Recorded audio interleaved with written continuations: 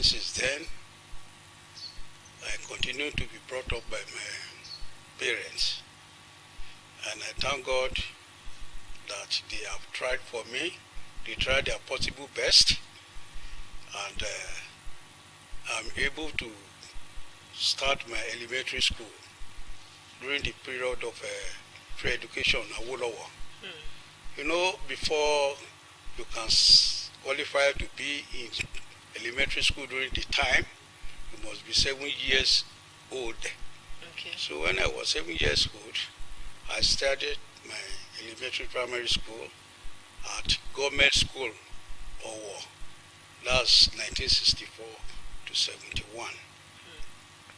After, I supposed to go to Osrc Modern School, but lack of fund, my daddy told me that if I should go to Osrc Modern School, by 72, I have to be at home. I said, okay, Daddy, instead of going to Osrc Modern School, I will stay at home helping you for that year.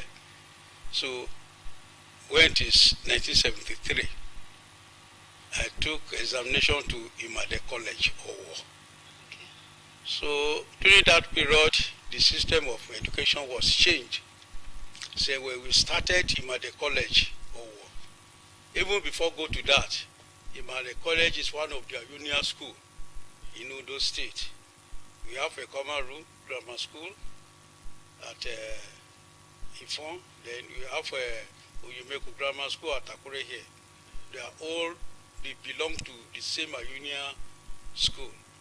If you take your examination at Akure here and you pass, you can go to any of their union grammar school. Okay. But I prefer going to Imade College. So when we started January 1973, we spent only 6 months in Form 1 before we are promoted to Form 2. So all along, I've been going with my education. I came out in 1977. Then, to furthermore, because my parents, they are farmers, they don't have enough fund, I said, okay, what can I do to help myself? Visa is 1 naira 50 kobo.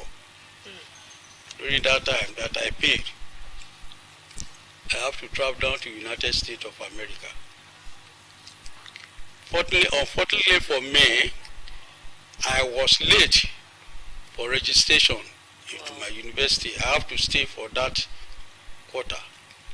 Okay. Postpone my admission to another quarter, because in United States we have semester school, we have quarterly school. Okay. So if you go to quarter school, you will, with the summer school, which means within a year you will go to school. You'll be in the school. From what you have said, you faced quite a number of challenges growing up.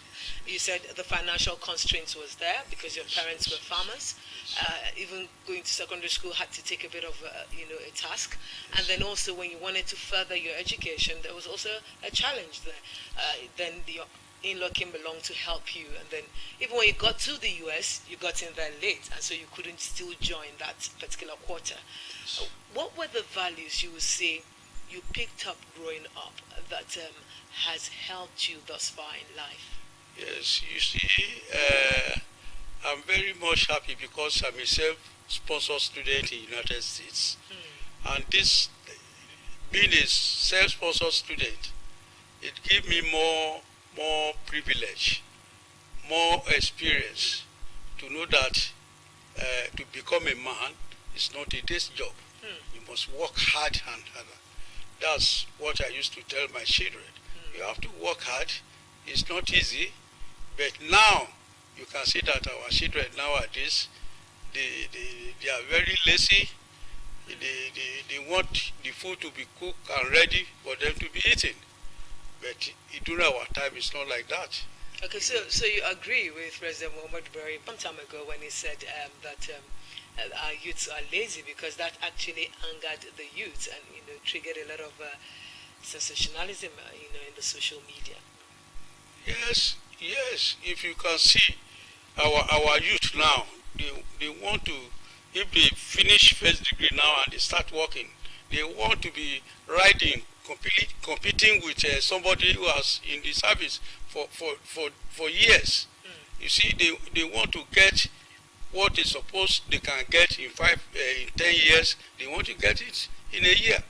So the way that our youths are doing now, they are not ready to work harder and to work for what they are going to take. All right, let's talk about your career. Now, after your education, how did you begin your career? Well, when I finished in United States, I came back because when I was in US, I lost my mom. And really, I'm the only child of my parents that remains. You know, it's very, even my mommy cooperated that I should go. But my daddy was not even in good mood when I was traveling out. So for that, even though when I finished the United States, they want to absorb me as naval officer. But I reject that offer. That I don't want a thing that can hold me back because of my dad. So a little time I have to come back to Nigeria to continue to take care of my dad. But what actually happened when I came back, things are not even going easy the way I thought. That they should allow me to be supervisor again because I don't have job during that time. Then they agreed with me and posted me to Aquabon. So after coming back, I was called to come for interview in Local Government Service Commission. I passed. I was given a higher executive officer accounts. So from that place, I was moving on. So I moved on to the extent that I was continuing to be promoted. Okay. It got to the time that I have to go for professional certificate before I can go further. Okay. So I first of all took this Institute of Cost and Management Accountant. Okay. I have that profession. Later, I went for ANA. That's Association of National Accountant of Nigeria. Okay.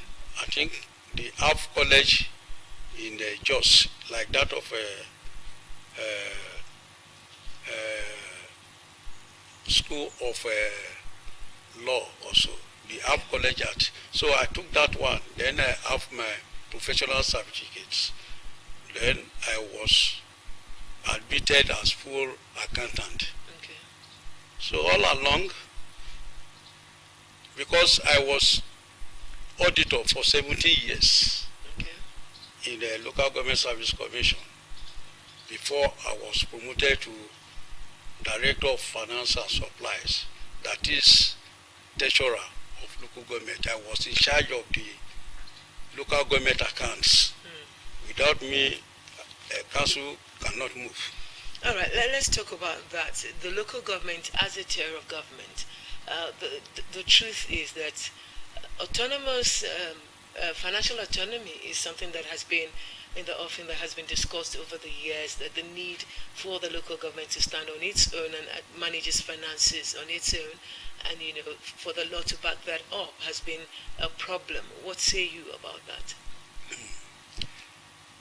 When we talk of this financial autonomy, well, if you can remember the time that they are agitating for financial autonomy, the primary school teachers, they disagree that they should not give them because of what happened.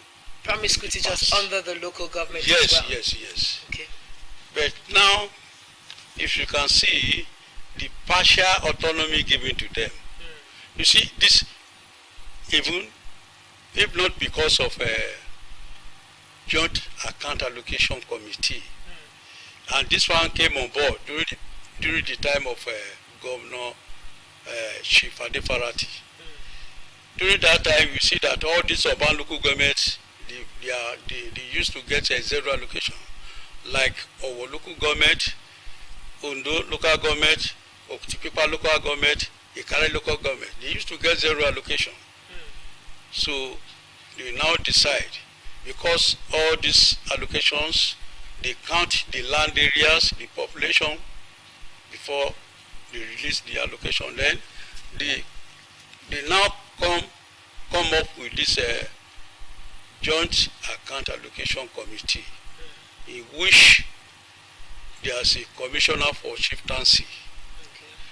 Then there's permanent secretary for chieftaincy, and also directors. So when they come together,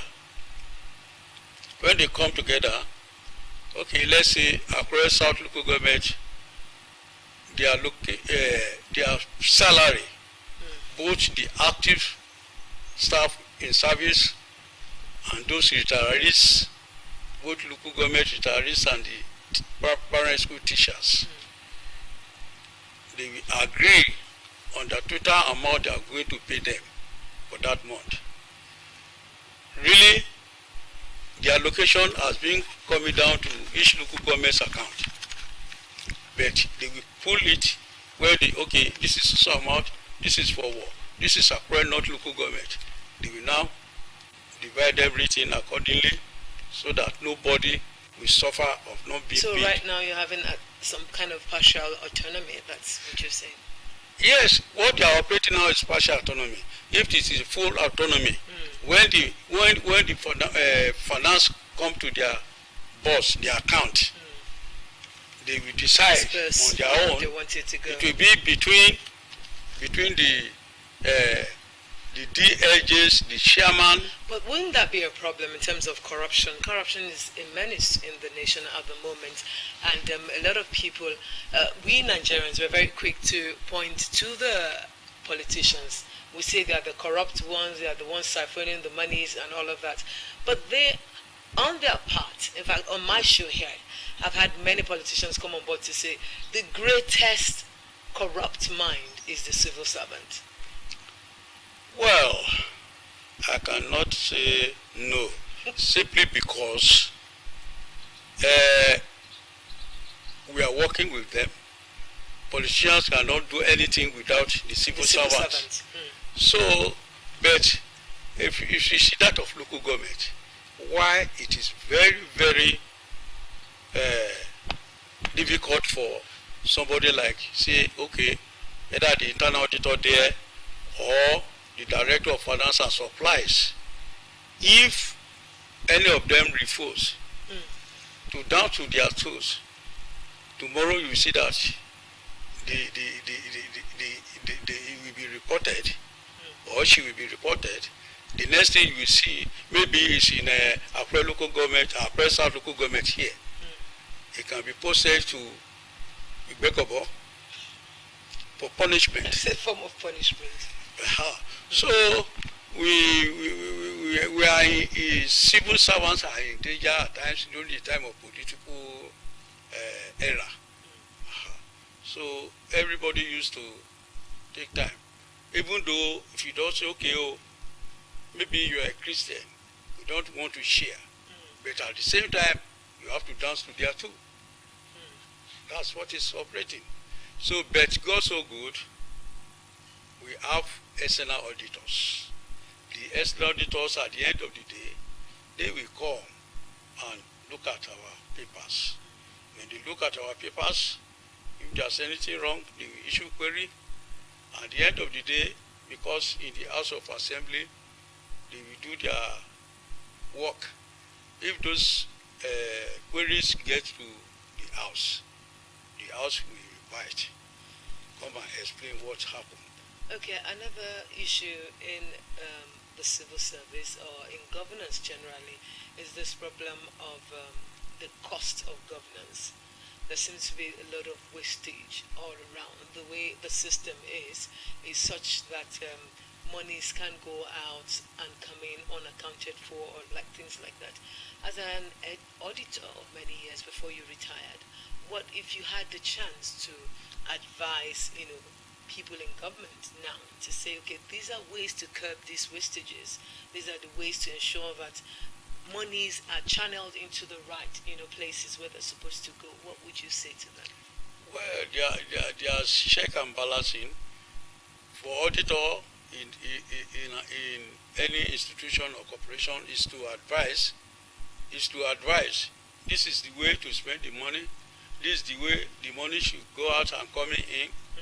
But it also depends if our leaders will take it. Okay. Generally that's the purpose of auditors. Either So if as you an had a auditor chance, or now you're no internal longer auditors. there, but if you had a chance to change something about the system, about the cost of governance or how governance is run in terms of financially, what would you say? What would your advice be? Well, being that I'm no more in their midst anyway, to my advice will not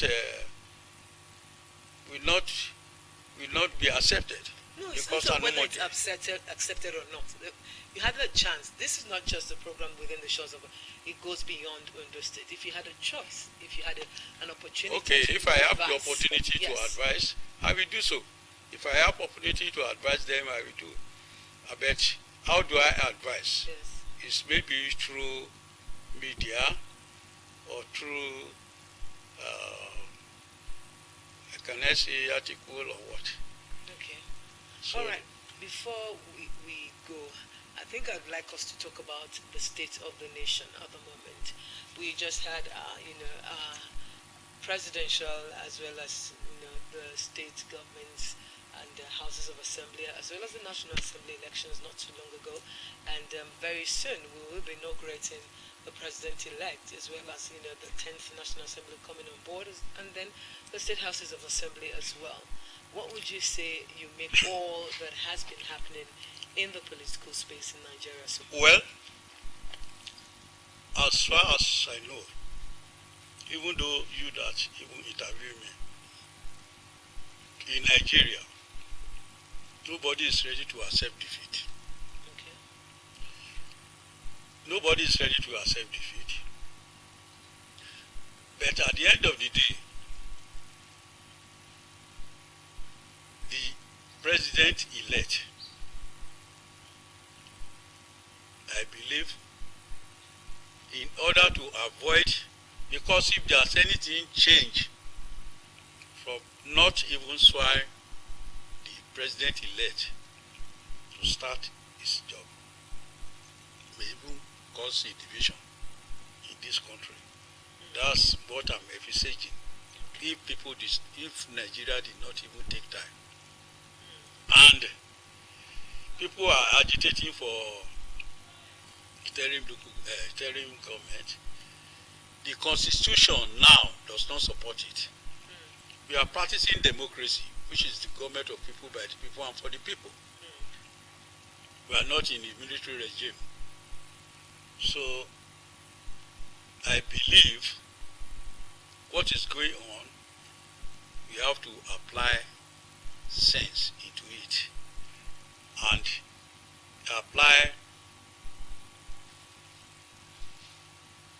apply wisdom of God to help us.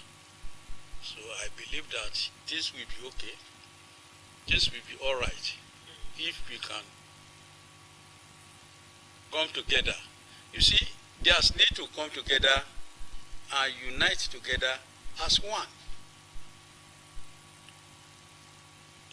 Either Igbo or Yoruba or Hausas, we are one. And how can we become one? It's unity. How can we become one? It's love. So,